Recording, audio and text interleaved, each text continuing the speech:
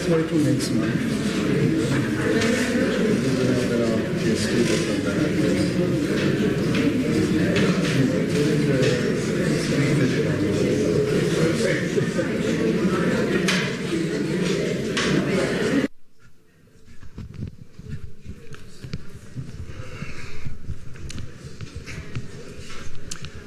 Good afternoon, everybody. Is the mic on?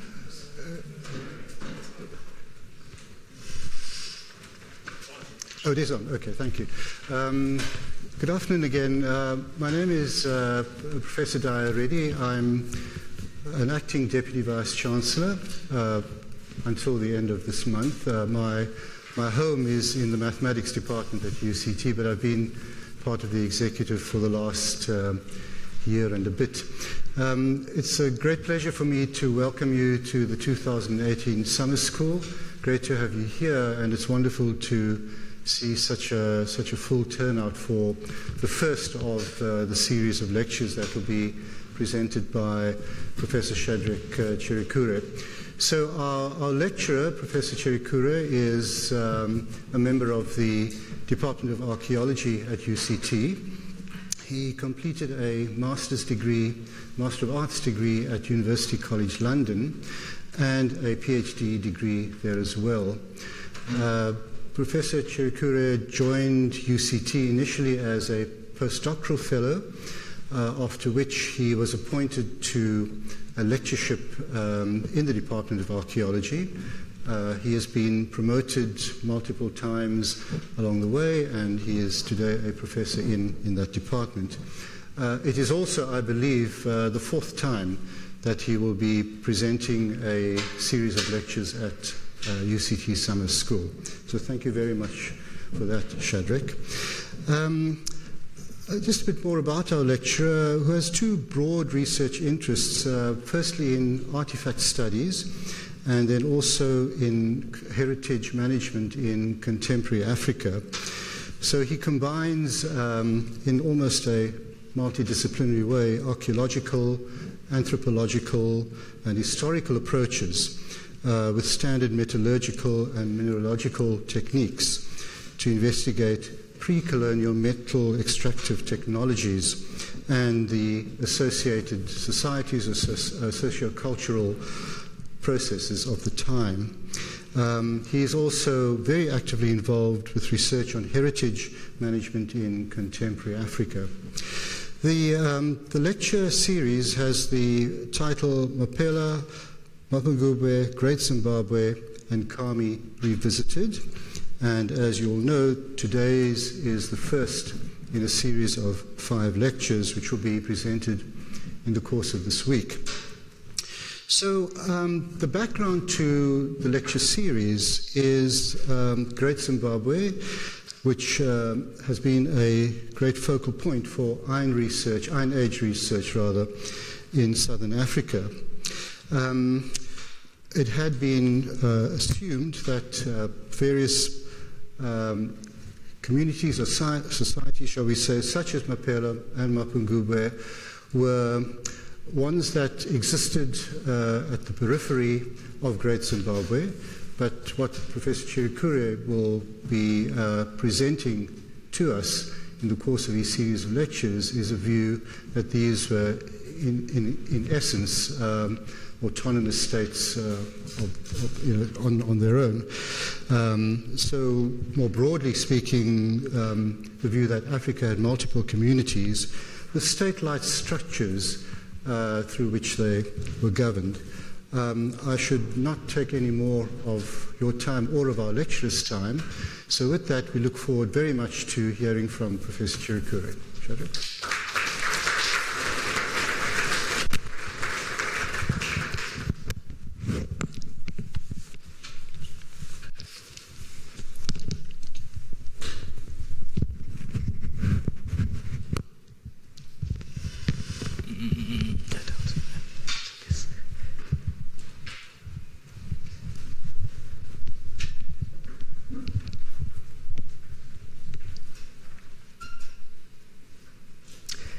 Thank you, and good afternoon.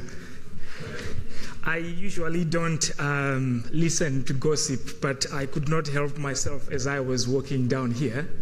And the subject of that talk was, or concerns my country of origin, which is Zimbabwe, which, as you know, was recently independent as of November. But what those people were talking about was a new word that is going to appear in the Oxford Dictionary, and that is PhD. So people from Zimbabwe, I heard, now have skills in PhDs. It's not the PhD that you know, but it simply means pothole dodger. So bad is the state of the roads. So whilst we are still on the subject of transportation, I would like to open these lectures, which are basically about state formation in Southern Africa. So just taking a long-term perspective on how the current knowledge we have about Iron Age states in Southern Africa, what is the history of that knowledge and where are we? But I'm going to borrow from a sociologist, a Canadian sociologist, who said something that I find very interesting, and I am quoting here verbatim. So, open quote. I have sometimes compared models to ships. What interests me when the ship is built is to launch it, to be able to sail it as I please, up and down the currents of time. The moment of the shipwreck is always the most meaningful. Close quote. And this is the source of the quotation. So, what I'm going to be talking about is how knowledge change and how our understanding of certain disciplines is conditioned by the amount of research that has been done. And so, are we prepared to change our minds when we have new evidence? Are we prepared to reconfigure our models when they have crashed? Pick up the pieces and then hopefully forge something new. I will come back to this statement. But as a general introduction, if we are to revisit the present, we live in cities characterized by social inequalities and also increasing individualization.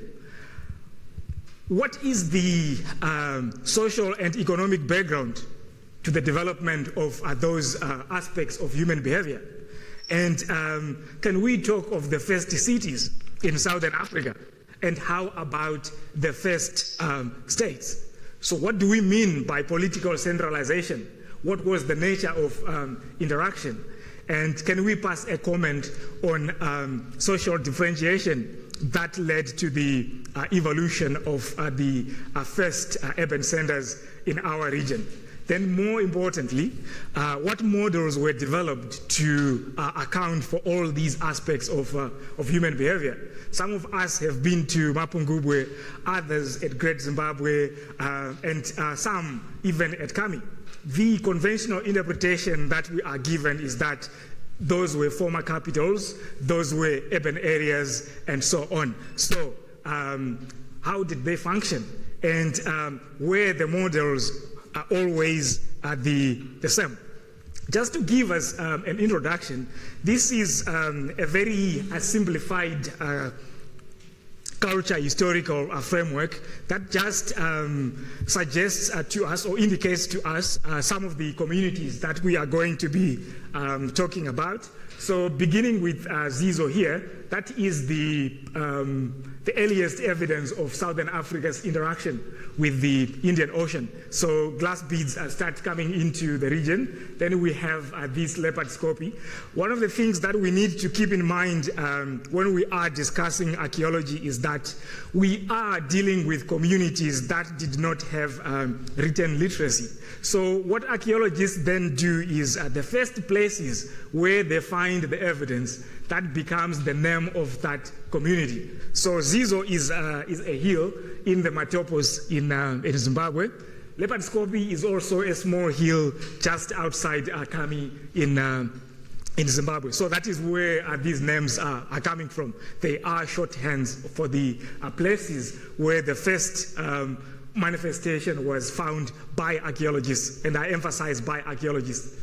Then we also have Khami. This Gumanye here, it's an earlier layer at Great Zimbabwe. Then we also have Great Zimbabwe itself and the Mutapa state. Here we are also talking about the Portuguese. So this from AD 700 to around about 1900, that is, these are the communities that we will be discussing about. So just to give ourselves a familiarization tour, how these places look like.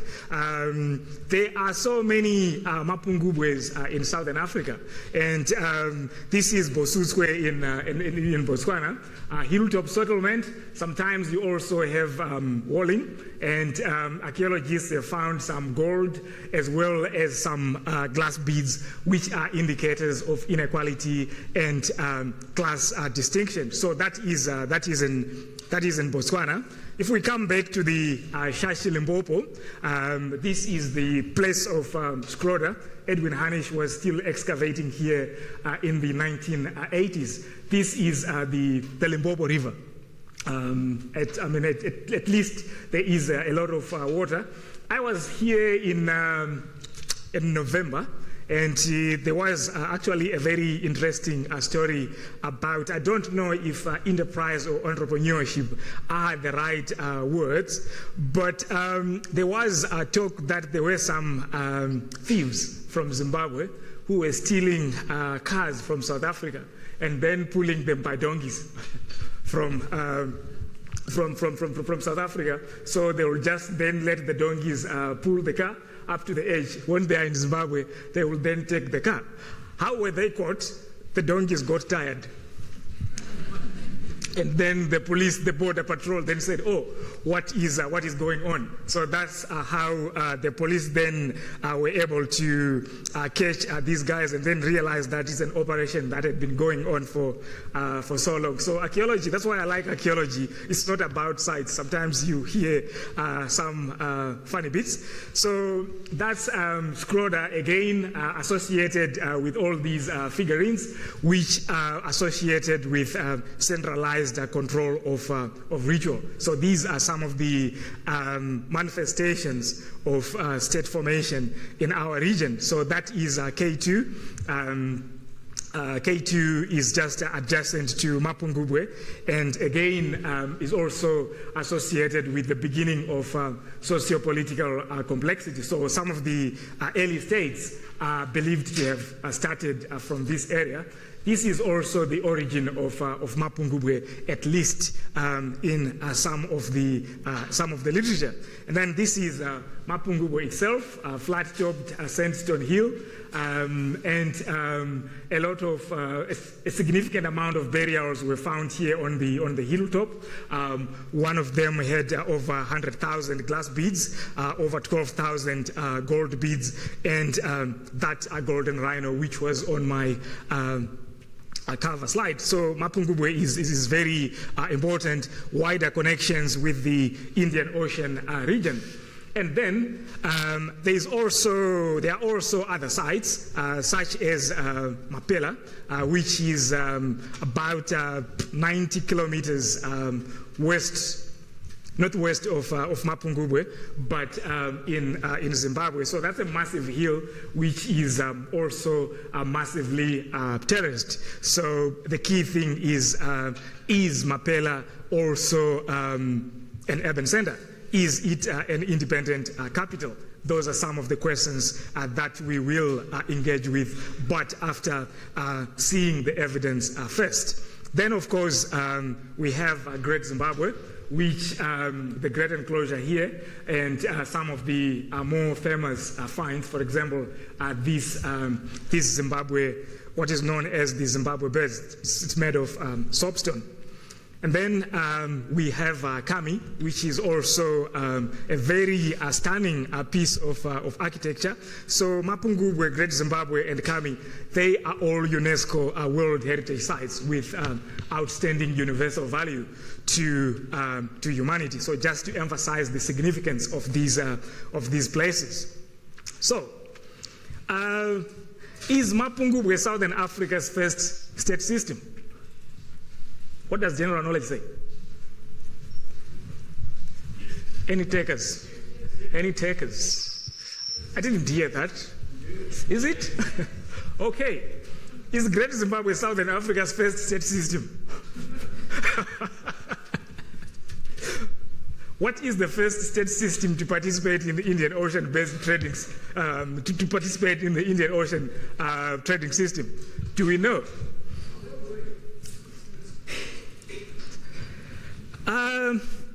If we are to borrow from geomorphology or geology, whichever subject we choose, and we are to look at the stratification of sand grains in an ocean, can we pick a grain that was deposited first? So why were we saying that Mapungubwe is the first state system? Why were we saying that Great Zimbabwe is? This is a challenge. And I'm using this just to challenge us. And this is the heart of the debate that we are currently having in the Iron Age. Basically, the debate is like this. If we have a series of archaeological sites with exactly the same material manifestations, the same radiocarbon dates, and the sites that are also doing the same, how do we know that this one was the first and this one was the last? I don't have to convince you at this point. All I am urging is that let's first of all assess the evidence. Then we can always revisit these questions to see where we stand. So, where does the shipwreck moment come in? For some time, it used to be believed that, particularly from 1982, that Mapungubwe is the origins of Great Zimbabwe. Then, 30 years later, new evidence is suggesting that, maybe the situation was more complex than that. So, shipwreck moment in the sense that the model that we have been using for a long time, it's like we have reached a shipwreck moment. We now need to make a decision. Which direction are we going? Are we going to salvage whatever we can salvage, build a new ship, or abandon everything? So, I'm now moving into the subject of today's talk. What is an early state? So, in simplistic terms, states are societies that are dominated by elites who control monopolies with respect to force and who are also able to collect taxes. These are some very simple sociological definitions. And I must also emphasize that there are so many definitions of states as there are archaeologists, sociologists, and related specialists. But for our purposes, these definitions are enough. So what I'm going to do is to give you an intellectual history of early states in Southern Africa. Where did it all begin? That way we will then be able to trace the genesis of ideas. So when I say Great Zimbabwe is Southern Africa's first state, who started saying that? what were the circumstances? What was the context in which that knowledge was created? So that is the background that I'm going to be giving you as a way towards discussing the actual evidence from the sites. So the Iron Age research in Southern Africa started with Great Zimbabwe for obvious reasons. In 1874, Karl Marx published a book in which he publicized the presence of Great Zimbabwe to the Western world.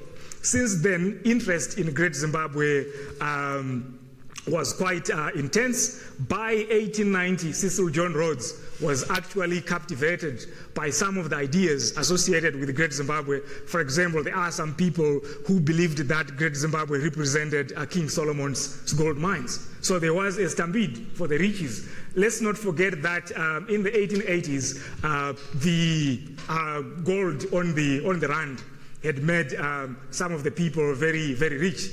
So Cecil John Rhodes was quite keen to establish a colony in that part of the world. Hence, he got that royal charter from Queen Victoria.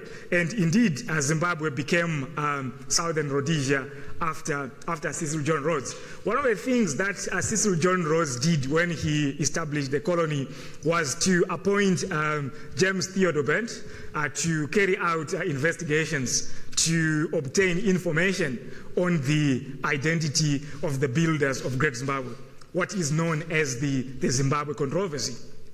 So that was the beginning of Iron Age research in Southern Africa. Emphasis is on Great Zimbabwe because that was the biggest site of that type.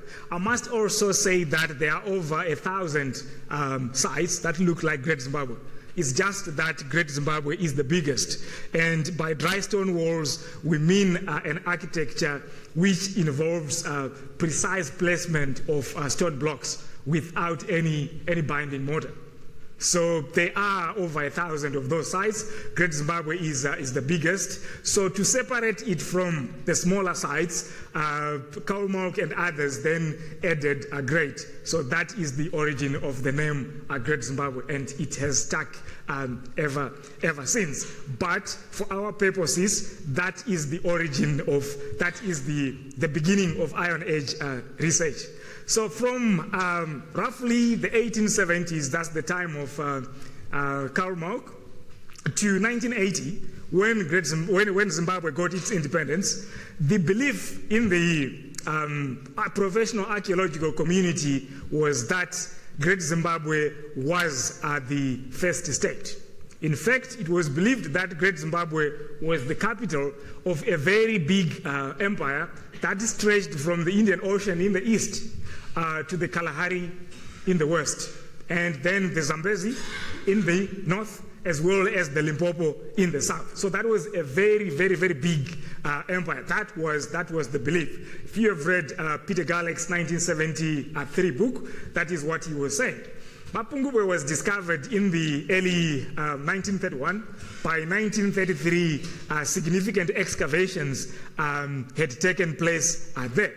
Then, if you read Fauché Gardner in the 1960s, Mapungubwe is interpreted as an outpost of Great Zimbabwe. So, because Great Zimbabwe is the capital, it had outlying settlements, and Mapungubwe was indeed one of them. There is also a relationship between some of the people that were working and excavating at Zimbabwe.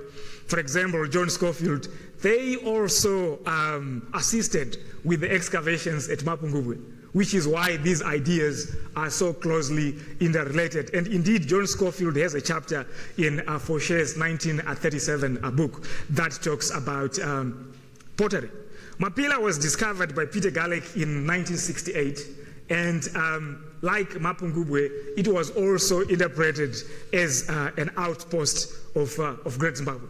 So up to this point, the belief in the archaeological community, as well as in some historical records, for example, Jeff Beach's 1980 book, they say that Great Zimbabwe is the cradle of the of states such known as the Zimbabwe culture. The Zimbabwe culture simply refers to that practice of building dry stone walls. In 1982, Thomas Huffman published an article in the Annual Review of Anthropology. So the title of the article is Archaeology and Ethnohistory of the Iron Age. What he did in this article was to present evidence of the redating of Mapungubwe using radiocarbon dating. In that paper, he also used a theoretical framework that is known as cognitive structuralism, borrowing from Levi-Strauss. So in simple terms, we are talking about structuralism, and that the world works according to polar opposites. If you have high, you have low. If you have public, you also have private, and so on. So Huffman combined that evidence with the dating, and then reassessed the evidence relating to state formation. For the first time, he then argued that Mapungubwe was earlier than Great Zimbabwe. He also said that, of course, Mapungubwe does not look exactly like Great Zimbabwe, but in terms of cultural precedence, in terms of the expression of an idea that is associated with occupation of hilltops, class distinction, where some members of the society live on top and others live on the flats. According to Huffman, that cultural behavior started at Mapungubwe, and the dates are AD 1220 to 1290. And then when Mapungubwe collapsed as a result of the deterioration of climates and the failure to control trade routes, Great Zimbabwe emerged around 1300. Great Zimbabwe also collapsed at 1450, giving way to Khami. This is 1982, and from 1982 onwards, that is when things changed. However, there were debates that also took place back then. In 1982, in an article published in the journal Africa, Peter Galek also responded to Tom Huffman and said it is unlikely that Mapungubwe gave birth to Great Zimbabwe, and also Keith Robinson, who excavated at Great Zimbabwe,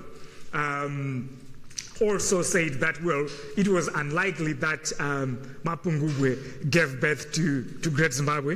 What happened? Peter Galek retired, Keith Robinson also retired, but Tom Huffman continued. So, which also meant that he also sustained some of his ideas. By which time the idea that, well, the Zimbabwe culture or state systems in Southern Africa developed as a linear relay from the Shashilembopo, with Mapungubwe running maybe it's 100 meters or whatever, and then handing over the baton to Great Zimbabwe, which also collapsed and also handed the baton to Khami. That is when that model was developed. But is human behavior that simplistic? That is a key question that we need to concern ourselves with. And of course, in 2003, Mapungubwe was declared a UNESCO World Heritage Site. And one of the motivations behind it is that it is the origins of the Zimbabwe culture. So criteria 3, 4, and 6 of the UNESCO, of the 1972 UNESCO Convention. And indeed, Mapungubwe plays an important role, particularly in South African public life. Former President Mbeki's idea of African Renaissance is heavily anchored on Mapungubwe. And indeed, South Africans that distinguish themselves, they also get what is known as the Order of Mapungubwe. Such is the importance of these sites. So the reason why I am giving you this background is that there is information that exists in the archive, and there is also information that exists in the public domain. sometimes it is very interesting to try and reconcile the two. So how can Shadrach tell us that maybe Mapungubwe is not the first state when we have the order of Mapungubwe? What is he saying? You know, those kinds of things. This is an academic debate that we are going to be having, and I will be keen to hear your thoughts on this. So, on the one hand, I presented the evidence from the 1870s to 1980. I also summarized what Huffman and others have been saying. What is important maybe for us is to try and also make an assessment of our own so that we can see, you know. So should we rely on, you know, should we rely on the fact that, you know, Huffman assessed the evidence that was marshaled by Robinson, Garlick, and others and gave it a different interpretation, and then other people also assessed Huffman's evidence and also gave a different piece of interpretation? How about we just present our own, we look at the data and then we make up our mind. This is what I'm going to be doing from now. I'm going to be presenting to you information from different published sources relating to artifacts, relating to the dating, and also all this is meant to make us understand the relationship between these sites. So let's go to those individual sites. Let's see what was recovered. What do the dates say? And at the end of the day, we can still pose those questions. You know, can we identify the first state system? Can we identify the first states, and so on? So the evidence is of critical importance. This is just a map showing us the region that we are talking about. And if we are using that linear framework, then we are starting here at Mapungubwe, we go to Great Zimbabwe, and then from Great Zimbabwe we go to Khami. Of course, there are other entities like the Venda state, and there were also other things like the Mutapa state in this part of the world. But that is just one of these maps that can show us where these state systems were based and their territorial extent. So that's Mapungubwe and Great Zimbabwe side by side. So Hill Complex, Great Enclosure, that's the summit of Mapungubwe Hill. What here is looking like a giant footprint. This is the legacy of the excavations that took place in the 1930s. The standards of excavation were different to those of today. So what the excavators simply did was to shovel pretty much everything and then tossed it around on that edge. Of course, the standards of data collection differ from time to time. So, what is the evidence that is used to support the idea that Mapungubwe is the first state in Southern Africa? The story begins at an archaeological site that I showed you early on, and that is the site of K2, which is probably just over a kilometer away from Mapungubwe, and this is a site map.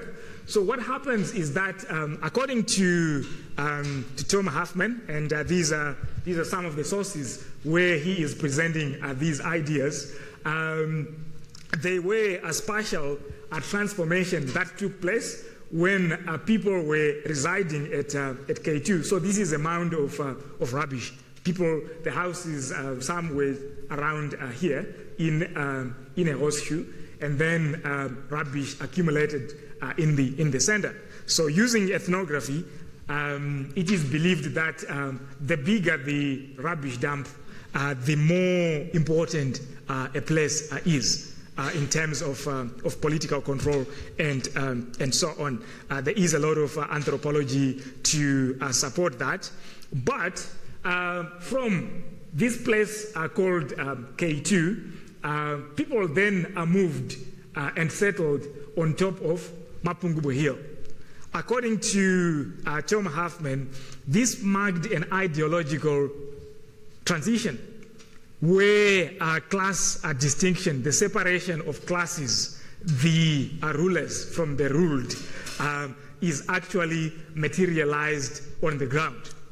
If we look at the archaeological sequence, we see that around AD 1220, there is occupation on top of Mapungubwe Hill, and there is also occupation on the flats. At the same time, K2 seemed to be abandoned. So, according to Huffman, that cultural or that spatial transitions, or those spatial transitions, they signal that some new way of society organizing itself had developed. And that took place at K2 and was materialized on Mapungubwe Hill. Why on Mapungubwe Hill? Part of the thinking is that some of the earliest elites on top of Mapungubwe Hill may have been rainmakers. We need them in the Western Cape, isn't it? So these rainmakers, because of the control, the power they had to control nature, they simply converted that into political power, marking the beginning of what is known as sacred leadership, as well as the physical separation of the rulers from the ruled. This is a diagram from Huffman's 2000 article. So we are here at K2. That's the mound I was talking about, and these are the houses. It changed to Mapungubwe at 1220. We see a few houses, and these guys who are here on the flats.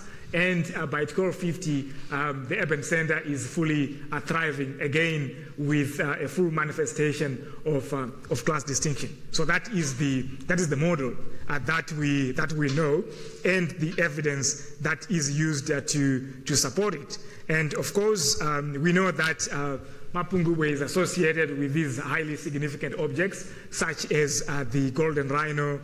Some of these are gold beads, glass beads, and much more. So one of the most important observations is that in terms of spatial organization, according to Huffman, there are so many similarities between Great Zimbabwe and Mapungubwe. So this is his schematic representation of Great Zimbabwe, and that's Mapungubwe. So according to Huffman, in front of the hill, there is this perimeter wall, which I haven't seen, both in real life and in photographs. And then there is this one at Great Zimbabwe. You can see it because it's in front of that curio shop or the museum. But according to Huffman, the organizing principles are basically the same, but in terms of the radiocarbon chronology, Mapungubwe is earlier and Great Zimbabwe is later. And then material culture such as glass beads, the ones from Mapungubwe are earlier than the ones from Great Zimbabwe, supporting that idea of a cultural transition. So adverse climatic conditions contributed to the decline of Mapungubwe, as well as the emergence of Great Zimbabwe.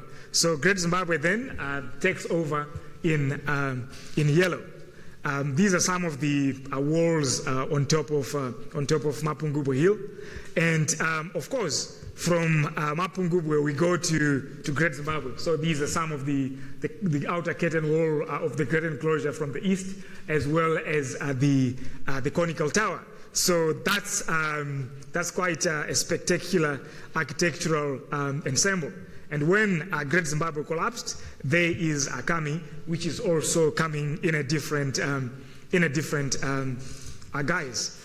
What are some of the problems with the current framework? One of the major problems is that the dating evidence that we have in the region is not clean. Great Zimbabwe is 720 hectares in size. We only have 14 radiocarbon dates. 7 of those are from Keith Robinson's excavation on the hill complex. The other 7 are scattered around, some from the Great Enclosure and a few other places. Are those dates enough to give us an understanding of the chronological development of the place? Khami itself is perhaps 160 hectares, if not more. There are only 4 radiocarbon dates. Is that enough for us to build the story?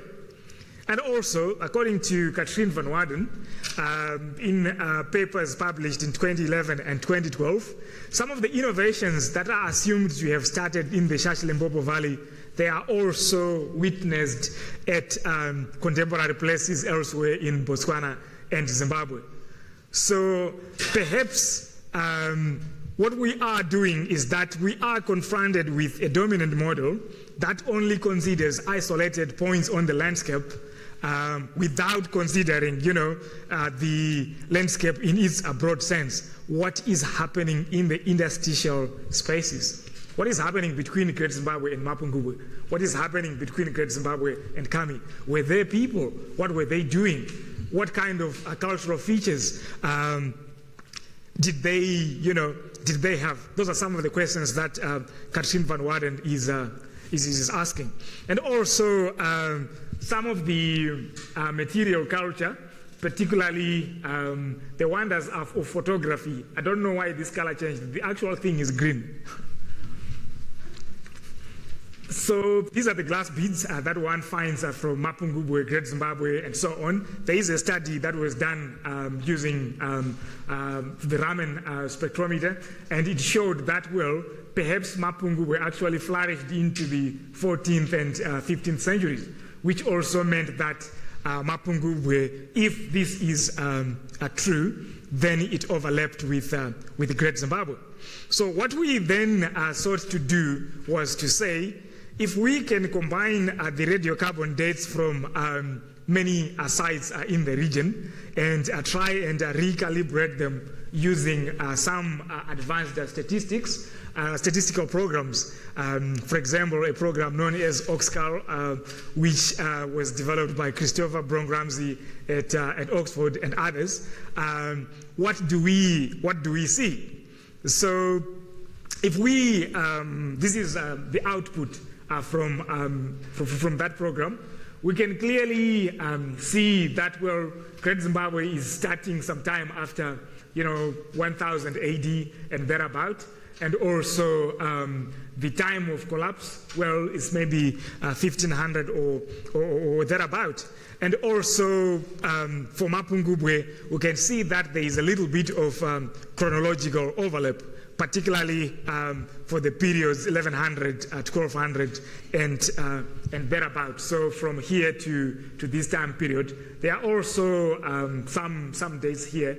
These ones we can actually ignore because they are meaningless. That is the time when the radiocarbon curve is close to zero. So when we get close to 1950, which is the present in terms of the discovery of the method, then in simple terms, it simply means that the closer to the present we are, the more useless radiocarbon dating becomes. But importantly for our purposes, we have this cluster of dates, which has some resonance with what is happening at Great Zimbabwe. So if we also include some other sites into the mix, we can clearly see that there are some overlaps here and there, and we can reproduce the model in different ways.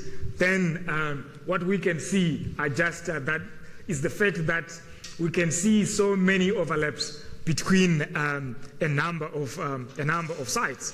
So what it means is that chronologically there are so many overlaps. So Great Zimbabwe overlaps with Mapungubwe, Great Zimbabwe overlaps with Khami, and so on. And this is not my work. Like I said, this was performed by Christopher Brong-Ramsey at Oxford. So what this forces us to do is to consider other items of material culture, such as these glass beads. What is interesting is that the so-called Mapungubwe blast beads, Zimbabwe glass beads, and Khami beads. You find all of these types at Mapungubwe, you find all of these types at Great Zimbabwe, and you also find all of these at Khami, which makes sense. That is what we saw from that radiocarbon dating data. So this suggests that these communities are perhaps participating in the same trade and exchange networks. The ceramics are also the same. They are also different in some ways. So, for example, Mapungubwe here is also quite different to Great Zimbabwe, but there are some designs that may be similar. So Khami here perhaps might have some similarities with Mapungubwe, but maybe not so much with Great Zimbabwe. In terms of walling, so let's not forget that Great Zimbabwe has what are known as freestanding walls, and the maximum height this side from here to there, this is 11 meters, and the width is 2 meters. So if you drive that, those very small cars like a smart car, you can drive it on top of that wall. This is Mapungubwe, that's a retaining wall, and you also have Khami, which is a retaining wall. So does it make sense then to say that you have Mapungubwe, which is a retaining wall, giving birth to a freestanding wall, and then going back to the platform? Or we have Mapungubwe with the retaining platform giving birth to Khami, which is also a retaining platform. These are some of the questions that we are asking ourselves. Of course, the other thing is that Mapungubwe escaped looters. So there are some sites that were heavily looted. For example, Great Zimbabwe, all material which was shoveled from these areas at Great Zimbabwe. Not many people know where the objects are. Some are in the Cecil John Rhodes cabinet of curiosity at Kutskua there, but others are actually unknown. So these are some of the characters with what they got from sieving some of the deposits from these ruins. So one story that accompanies these objects is that somebody called Barnham was saying that he collected so much gold that he had a goldsmith make a ring for his wife. But that goldsmith did a very bad job, that there must be an iron welder, not a gold worker. That's what they say. Just to emphasize the point that people made a little bit of fortune. So unlike Great Zimbabwe, which was looted, of course, Mapungubwe was not. So when we make comparisons, we should also not lose sight of that. As a way towards wrapping up to give you time for questions, what we can see is that if we assess the evidence, there are so many archaeological sites that have exactly the same cultural features, and the dating evidence suggests overlaps and also interactions.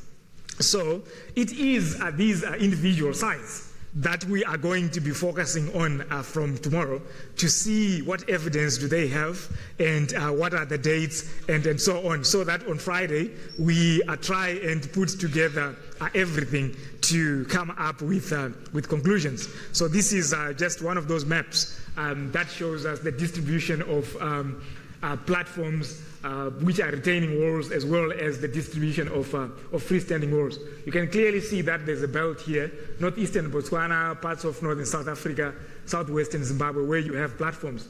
And then in this area here, you have freestanding walls. The logic here, or the suggestion here, would be that perhaps Mapungubwe goes more with what is happening in this area than what is happening at Great Zimbabwe. So this is what motivated us to excavate at other places, such as Mapela, to try and see if we can get new evidence.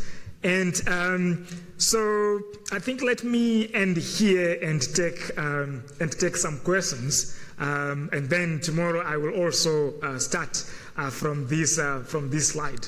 But the key thing, like I said, the main idea was just to present what do we know about this subject, as well as to highlight some potential areas that have caused a little bit of discomfort, thereby motivating for the need to reassess the evidence. Do we have any questions? Or you want more confusion? I can add that.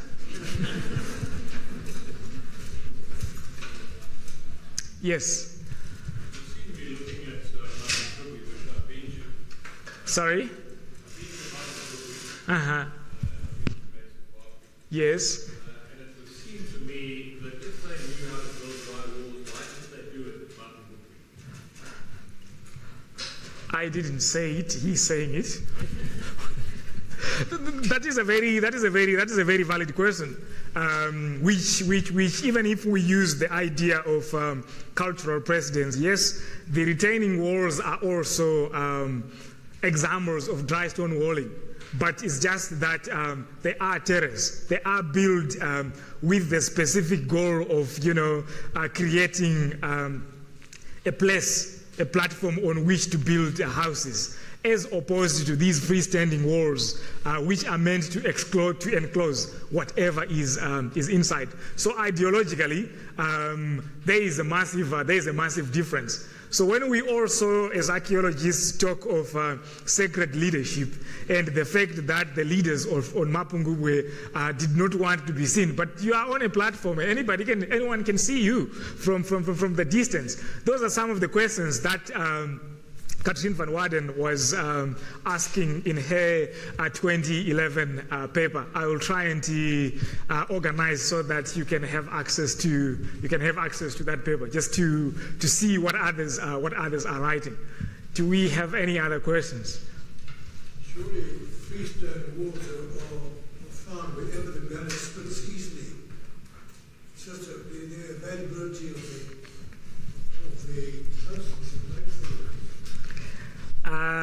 Yes, granite that's one of the raw materials that is used to make these dry stone walls, and when it exfoliates, it makes some amazing blocks that you can stack one on top of the other. And yes, you can come up with those freestanding walls. But also, this area is dominated by granites. And the distribution of granites forms something like a crescent here. Of course, here we are now into basalts and Karoo rocks and so on. But certainly in this area, you also have granites. But this is a map from Peter Galleck's 1970 paper published in the Journal of African History. And that's the point that Galleck is emphasizing. He is saying, well, of course, there is granite there, but we also see the construction of platforms. Is the difference ideological? Is the difference cultural, where some groups prefer platforms and others prefer freestanding walls and enclosures, of course, factoring in the advantages of the workability of granite and so on. Those are also other questions that people are grappling with. I must also state that Great Zimbabwe also has some terrace platforms, particularly on the southern edge as you climb. There are one or two retaining walls, but the problem is that we don't know their date. And they are not as prominent or as seductive as, the Great Enclosure Curtain Wall, which when you go there, you say, wow. There was a hand somewhere. Let's start here and then at the back. I have a question about location. Is there any evidence of these sites further north, on the other side of the Zimbabwe River, for instance, as Zambezi River running, or eastwards into Mozambique, or are these sites confined to this area? Two things happen in archaeology. Some of these maps, or most of these maps, they reflect what is archaeologically known. So if you do more research, then hopefully this distribution will change. But having said that, there is Manikeni in Mozambique, and this is the Indian Ocean here. Then in this area here, there are also some dry stone walls like, what's the name? Songo Mnara is in Tanzania. It's Songo, which is a site that was excavated by some of the colleagues at Eduardo Mondlane University. Let's also not forget that this territory here is also, or was part of the Mutapa state. So what was known as Madanda, as well as the Chiteve dynasty, what Dibarosh and those other Portuguese chroniclers refer to. So that was also the same, these are also the same people. So if you speak Shona like myself, when we go on holiday to, let's say, Mozambique Island, we don't need to know Portuguese. We can speak in Shona from here right up to the coast. So that would be my response. Yes, there are some dry stone walls there, but there was also that civil war in Mozambique. And archaeological research has not progressed as much as in the other areas. Now there are landmines, unless if you are skilled in using goats and cattle to navigate through landmines and so on. But there are so many impediments to why there is no research in this part of the of Mozambique. So Botswana, there are also some here. And of course, we can see in South Africa, Mozambique, and as well as Mozambique. There are some who says that the distribution connects to Kenya. My colleague George Abungu, for example, but I haven't worked in those areas, so I cannot, I must profess my ignorance. Yes? I want to work out the functionality of these buildings. And these stone walls, freestanding, are there anywhere else in the world amazing? Yes, we will discuss that. But in short, the houses of the elites or of the rulers were built inside those enclosures. So if you go to Great Zimbabwe, you actually see the foundations. So that was they were built of mud, what is known as daka, and then it was also fired. So you had conon cylinder houses inside the enclosures. And you also had conon cylinder houses on top of those platforms, as at Mapungubwe. Are they very cool? Sorry? Would they be very comfortable to live in from a temperature point of view? Yeah, there's also some amazing engineering that is going on. You also have some air vents, some drain holes, and so on. So the part of the great enclosure, we can have a nice 5-a-side match inside, particularly on one of the sides.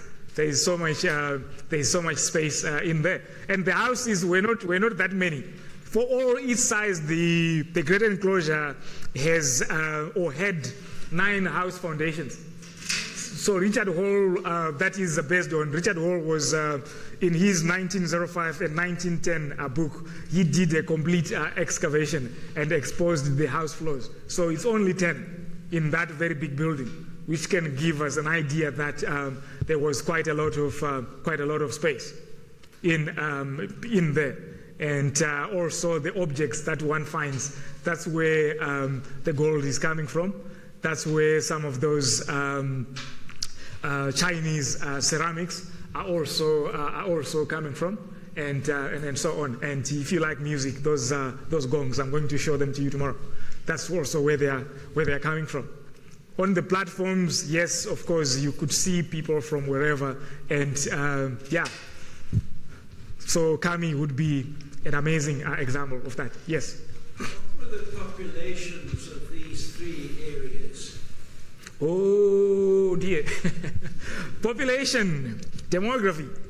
Let me start from where do I start? Right. South Africa, Zimbabwe, Mozambique, Botswana, Namibia, Zambia, Malawi, and Angola. the population is less than that of Nigeria today. So the population of Nigeria today is 180 million, right? And all these countries, it's actually less. So where I am going is that the population would not have been very, very high. And we are using relative terms here. In 1895, in southern Rhodesia, what is now Zimbabwe, the very first census suggested that the country had a population of 600,000. And some of the estimations that have been done, they suggest that Great Zimbabwe had a population of 20,000 people. And Mapungubwe had a population of 5,000 people. But you have seen, you said you have been to Mapungubwe. Can you fit 5,000 people there? And if we describe an urban area, you know, typically cities, they have maybe 5 to 20% of the total population in, you know, in any polity and so on. Can you fit 20% of that population, of the entire population? Those are some of the questions that we are struggling with. Yes? All right, the answer to that first question leads me to the second question.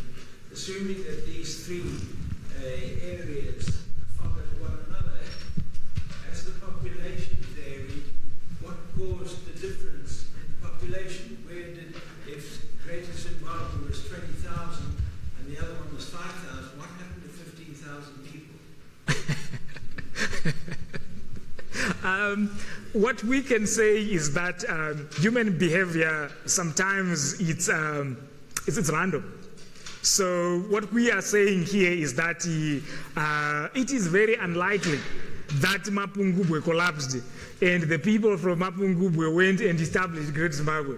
No, that was not the case. Let us not forget that Great Zimbabwe and Mapungubwe are separated by at least 300 kilometers. And also, after Mapungubwe has collapsed, there are people that are living in the Shashambobo, in the valley. It was never abandoned, and people are also building walls in that area. So that is why people are now moving away from that thinking that, you know, in the beginning Mapungubwe has to collapse, and then Great Zimbabwe has to rise. So, and also part of the problem of archaeology as a discipline is that when we use radiocarbon dating, there are these overlaps in terms of dating. So let me give you a simple example. We can get a radiocarbon date with a standard deviation or an error term of plus or minus 30. What it means is that we are talking of 60 years. So what is the probability that the event that we are talking about falls into that 60-year period? We don't know. So that's why we sometimes end up with these big error terms. It was even worse for the 1960s because some of the radiocarbon dates, they do have error terms of 100 plus or minus 150 years, which means you had a 300-year gap. Is that useful in helping us to understand short-term events such as the reign of an individual king, or you know, those are some of the problems that we have. But one way of estimating populations would be to go into the early colonial censuses, like what Frankima and Yevan have done at the University of Geneva, or what Patrick Manning has done at the University of Pittsburgh, and then do some back projections, so backward forecasting, to try, you know, factoring in the growth rate will be the discount rate, and then assume perhaps that one is dealing with a stable population. If you can calculate backwards, then you might come up with some population that would have been there. But generally, some of these areas like the Shashilimpopo, we know that they had very low populations. So then it becomes an anomaly if archaeologists are saying, well, there were 5,000 people there. There is also sustainability science to talk about. How did they sustain themselves? And so on. Those are also questions that archaeologists, I feel, they haven't engaged with. More population, the impact on the carrying capacity, can that sustain a lot of people? Okay, see you tomorrow, and don't do what I will not do.